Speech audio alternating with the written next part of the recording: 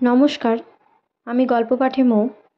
আজকে পাঠ করছি শ্রী বিভূতিভূষণ বন্দ্যোপাধ্যায়ের চাঁদের পাহাড় উপন্যাসটি। গল্প পাঠ যদি আপনাদের ভালো লেগে থাকে তাহলে অবশ্যই চ্যানেলটিকে লাইক, শেয়ার ও সাবস্ক্রাইব করে পাশে থাকবেন এবং আপনাদের মূল্যবান মতামত অবশ্যই কমেন্টের মাধ্যমে জানাবেন। দিয়েগো আলভারেজের কথা। ইয়ং ম্যান, তোমার বয়স কত হবে? 22। তুমি যখন মায়ের কোলে শিশু, আজ 22 বছর আগের কথা। 1888 থেকে 89 সালের দিকে আমি কেপ কলোনির উত্তরের পাহাড় জঙ্গলের মধ্যে সোনার খনির সন্ধান করে বেড়াচ্ছিলাম। তখন বয়স ছিল কম, দুনিয়ার কোনো বিপদকেই বিপদ বলে গ্রাহ্য করতাম না। বুলাওয়ে শহর থেকে জিনিসপত্র কিনে একাই রওনা হলাম, সঙ্গে কেবল 2টি গাধা, জিনিসপত্র বইবার জন্যে। জাম্বেজি নদী পার হয়ে চলেছি, পথ ও দেশ সম্পূর্ণ অজ্ঞাত।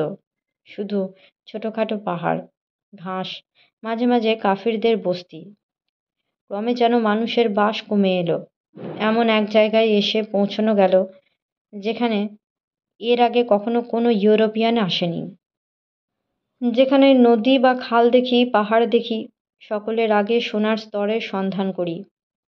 লোকে কত কি পেয়ে বড় মানুষ হয়ে গিয়েছে দক্ষিণ আফ্রিকায়, এই সম্বন্ধে বাল্যকাল থেকে কত কাহিনী শুনে এসেছিলুম। এইসব গল্পের মোহই আমায় আফ্রিকায় নিয়ে এসে ফেলেছিল, কিন্তু বৃথায় 2 বছর ধরে নানা স্থানে ঘুরে বেড়ালুম। কত অসহ্য কষ্ট সহ্য করলুম এই 2 বছরে। একবার তো সন্ধান পেয়েও হারালুম। সেদিন একটা হরিণ শিকার করেছি সকালের দিকে। তাঁবু খাটিয়ে মাংস রান্না করে শুয়ে পড়লুম দুপুরবেলা, কারণ দুপুরের রোদে পথ চলা সেসব জায়গায় একরকম অসম্ভব। 115 ডিগ্রি থেকে 130 ডিগ্রি পর্যন্ত উত্তাপ হয় গ্রীষ্মকালে। বিশ্রামের পরে বন্দুক পরিষ্কার করতে গিয়ে দেখি বন্দুকের নলের মাছিটা কোথায় হারিয়ে গিয়েছে। মাছি না থাকলে রাইফেলের তাক ঠিক হয় না। এদিকে ওদিকে করে খুঁজেও মাছিটা পাওয়া গেল না। কাছেই একটা পাথরের ঢিপি, তার গায়ে সাদা সাদা কি একটা কঠিন পদার্থ চোখে পড়ল। ঢিপিটার গায়ে সেই জিনিসটার নানা স্থানে আছে। বেছে বেছে তারই একটা দানা সংগ্রহ করে ঘষে মেজে নিয়ে আপাতত সেটাকেই মাছি করে রাইফেলের নলের আগায় বসিয়ে নিলাম। তারপর বিকেলে সেখান থেকে আবার উত্তর মুখে রওনা হয়েছি। কোথায় তাঁবু ফেলেছিলাম সে কথা ক্রমেই ভুলে গিয়েছি। দিন 15 পরে একজন ইংরেজের সঙ্গে সাক্ষাৎ হলো। সেও আমার মতো সোনা খুঁজে বেড়াচ্ছে। তার সঙ্গে 2জন মেটাবেল কুডিও ছিল। পরস্পরকে পেয়ে আমরা খুশি হলাম। তার নাম জিম কার্টার, আমারই মতো ভবঘুরে, তবে তার বয়স আমার চেয়ে বেশি। জিম একদিন আমার বন্দুকটা নিয়ে পরীক্ষা করতে গিয়ে হঠাৎ কী দেখে আশ্চর্য হয়ে গেল। আমায় বলল, বন্দুকের মাছি তোমার এরকম কেন? তারপর আমার গল্প শুনে সে উত্তেজিত হয়ে উঠল। বললে, তুমি বুঝতে পারোনি এই জিনিসটা খাঁটি রূপো, খনিজ রূপো। এ যেখানে পাওয়া যায় সাধারণত সেখানে রূপোর খনি থাকে। আমার আন্দাজ হচ্ছে 1 টন পাথর থেকে সেখানে অন্তত 9,000 আউন্স রূপো পাওয়া যাবে। সেই জায়গাতে এক্ষুনি চলো, আমরা যাই। এবার আমরা লক্ষপতি হয়ে যাব। সংক্ষেপে বলি, তারপর কার্টারকে সঙ্গে নিয়ে আমি যে পথে এসেছিলাম সেই পথেই এবার এলাম।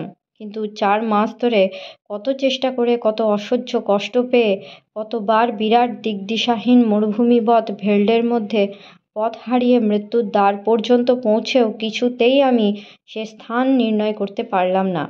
যখন সেখান থেকে সেবার তাঁবু উঠিয়ে গিয়েছিলাম অত লক্ষ্য করিনি জায়গাটা। আফ্রিকার ভেল্ডে কোনো চিহ্ন বড় একটা থাকে না, যার সাহায্যে পুরনো জায়গা খুঁজে বার করা যায়। সবই যেন একরকম। অনেকবার হয়রান হয়ে শেষে আমরা রূপোর খনির আশা ত্যাগ করে গুয়াই নদীর দিকে চললাম। জিম কার্টার আমাকে আর ছাড়লে না। তার মৃত্যু পর্যন্ত আমার সঙ্গেই ছিল। তার সে শোচনীয় মৃত্যুর কথা ভাবলে এখনো আমার কষ্ট হয়। তৃষ্ণার কষ্টই এই ভ্রমণের সময় সবচেয়ে বেশি বলে মনে হয়েছে আমাদের কাছে। তাই এখন থেকে আমরা নদী পথ ধরে চলব এই স্থির করা গেল। বনে জন্তু শিকার করে খায় আর মাঝে মাঝে কাফির বস্তি যদি পাই সেখান থেকে মিষ্টি আলু, মুরগি প্রভৃতি সংগ্রহ করি। একবার অরেঞ্জ নদী পার হয়ে প্রায় 50 মাইল দূরবর্তী একটা কাফির বস্তিতে আশ্রয় নিয়েছি। সেই দিন দুপুরের পরে কাফির বস্তির একটা মোড়লের মেয়ে হঠাৎ ভয়ানক অসুস্থ হয়ে পড়ল। আমরা দেখতে গেলাম 5-6 বছরের একটা ছোট্ট উলঙ্গ মেয়ে মাটিতে পড়ে গড়াগড়ি দিচ্ছে। তার পেটে নাকি ভয়ানক ব্যথা। সবাই কাঁদছে ও দাপাদাপি করছে। মেয়েটার ঘাড়ে নিশ্চয়ই দানু চেপেছে, ওকে মেরে না ফেলে ছাড়বে না। তাকেও তার বাপ মাকে জিজ্ঞেস করে এইটুকু জানা গেল, সে বনের ধারে গিয়েছিল, তারপর থেকে তাকে ভূতে পেয়েছে। আমি ওর অবস্থা দেখে বুঝলাম কোনো বনের ফল বেশি পরিমাণে খেয়ে ওর পেট কামড়াচ্ছে। তাকে জিজ্ঞাসা করা হলো কোনো বনের ফল সে খেয়েছিল কিনা। সে বললে হ্যাঁ খেয়েছিল, কাঁচা ফল। মেয়েটা বললে ফল নয়, ফলের বীজ। সে ফলের বীজই খাদ্য।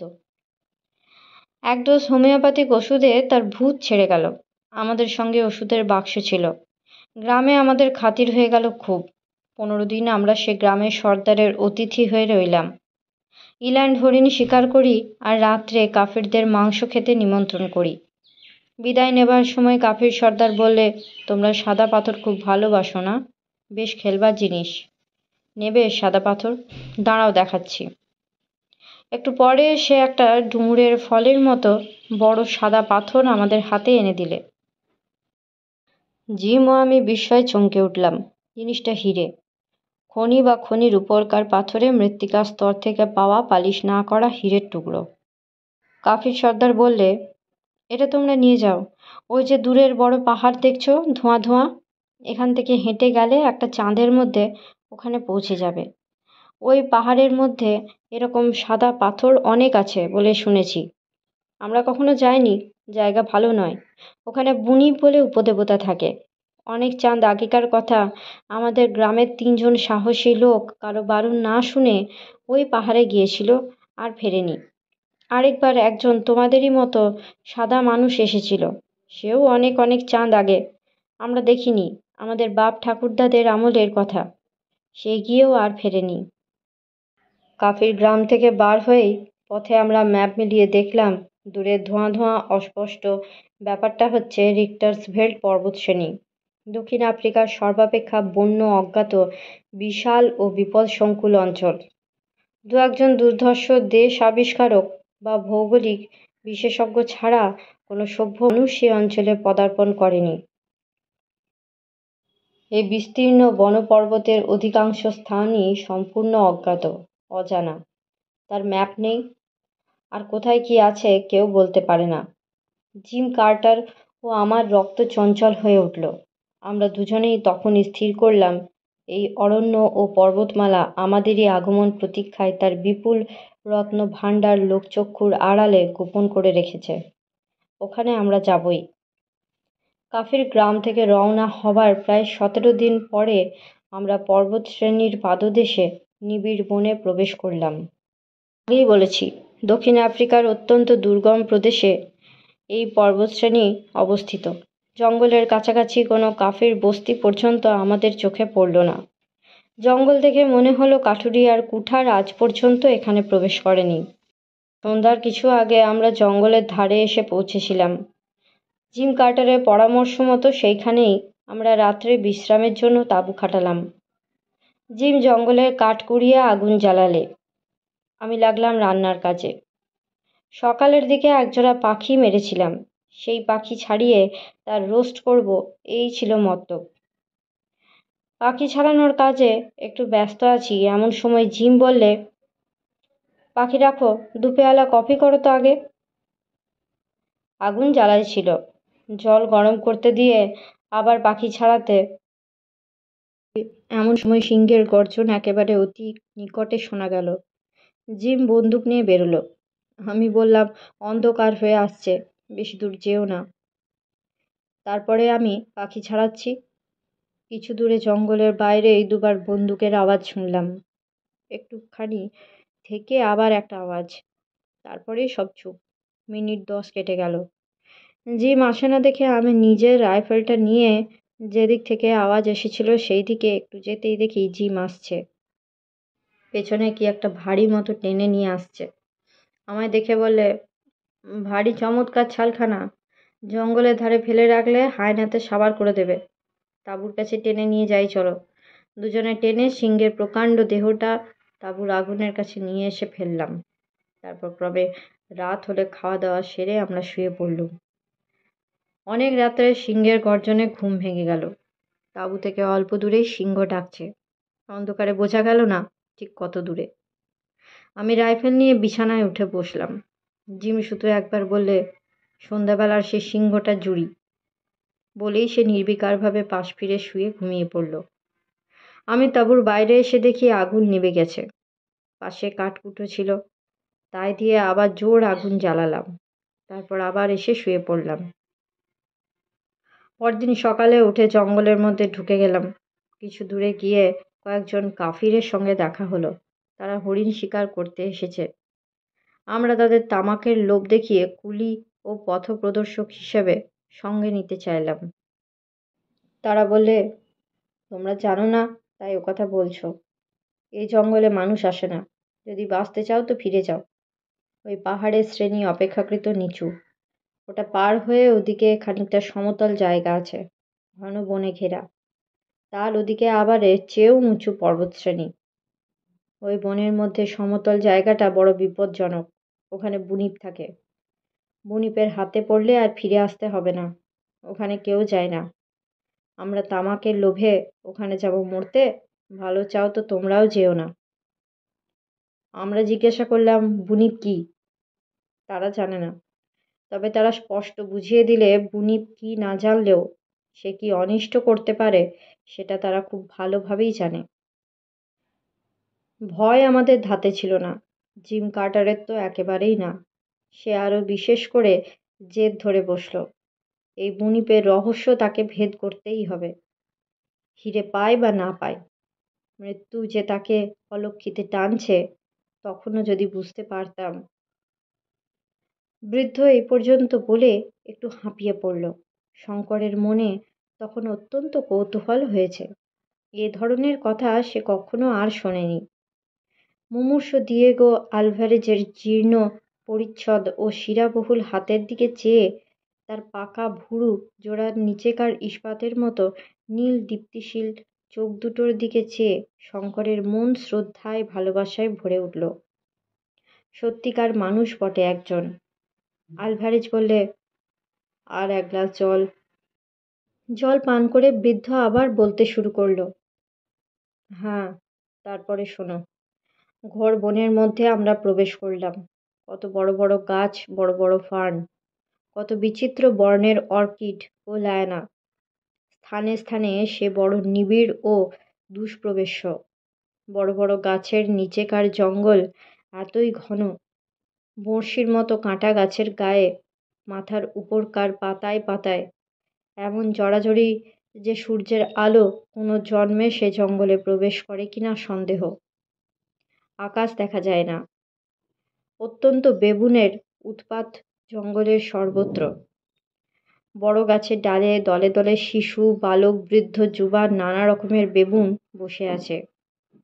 অনেক সময় দেখলাম মানুষের আগমন তারা গ্রাহ্য করে না, দাঁত খিচিয়ে ভয় দেখায়। দু একটা বুড়ো সর্দার বেবুন সত্যি হিংস্র প্রকৃতির। হাতে বন্দুক না থাকলেও তারা অনায়াসেই আমাদের আক্রমণ করত। জিম কার্টার বলে, অন্তত আমাদের খাদ্যের অভাব হবে না কখনো এই জঙ্গলে। 7-8 দিন সেই নিবিড় জঙ্গলে কাটল। জিম কার্টার ঠিকই বলেছিল। প্রতিদিন একটি করে বেবুন আমাদের খাদ্য যোগান দিতে দেহপাত করত। উঁচু পাহাড়টা থেকে জঙ্গলের নানা স্থানে ছোট বড় ঝর্ণা নেমে এসেছে, সুতরাং জলের অভাবও ঘটল না। একবার কিন্তু এতে বিপদও ঘটেছিল।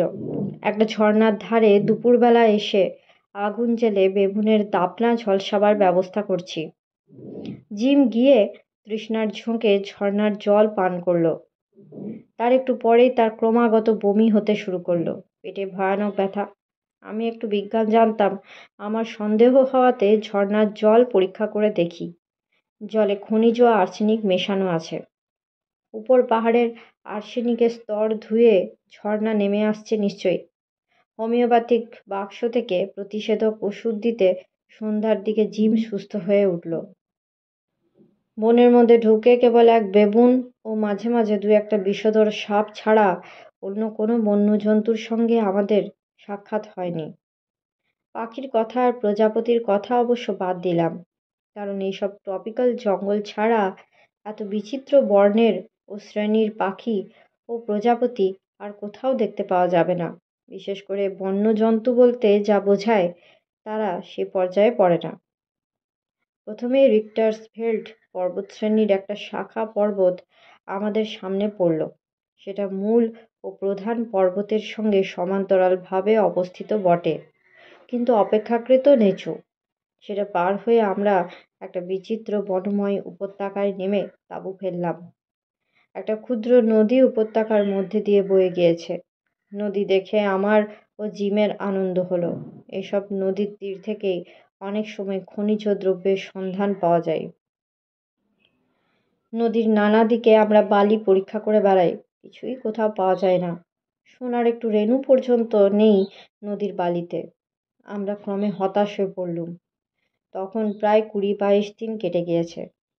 সন্ধ্যার সময় কফি খেতে খেতে জিম বললে, দেখো, আমার মন বলছে এখানে আমরা সোনার সন্ধান পাবো। থাকো এখানে আর কিছুদিন। আরও ২০ দিন কাটল। বেগুনের মাংস অসহ্য ও অত্যন্ত অরুচিকর হয়ে উঠেছে। জিমের মতো লোকও হতাশ হয়ে পড়ল। আমি বললাম, আর কেন জিম, চলো ফিরি এবার। কাফির গ্রামে আমাদের ঠকিয়েছে, এখানে কিছু নেই। জিম বলে, এই পর্বতশ্রেণীর নানা শাখা আছে, সবগুলো না দেখে যাব না।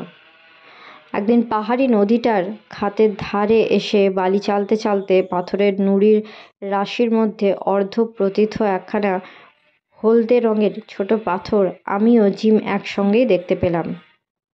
দুজনেই তাড়াতাড়ি সেটা খুঁড়ে তুললাম। আমাদের মুখ আনন্দে ও বিস্ময়ে উজ্জ্বল হয়ে উঠল। জিম বললে, ডিয়েগো, পরিশ্রম এতদিনে সার্থক হলো, চিনেছ তো? আমি বুঝেছিলাম, বললাম হ্যাঁ, কিন্তু নদীর স্রোতে ভেসে আসা জিনিসটা খনির অস্তিত্ব নেই এখানে। পাথরখানা দক্ষিণ আফ্রিকার বিখ্যাত হলদে রঙের হীরের জাত। অবশ্য খুব আনন্দের কোনো কারণ ছিল না, কারণ এতে মাত্র এটাই প্রমাণ হয় যে এই বিশাল পর্বতশ্রেণীর কোনো অজ্ঞাত দুর্গম অঞ্চলে হলদে হীরের খনি আছে।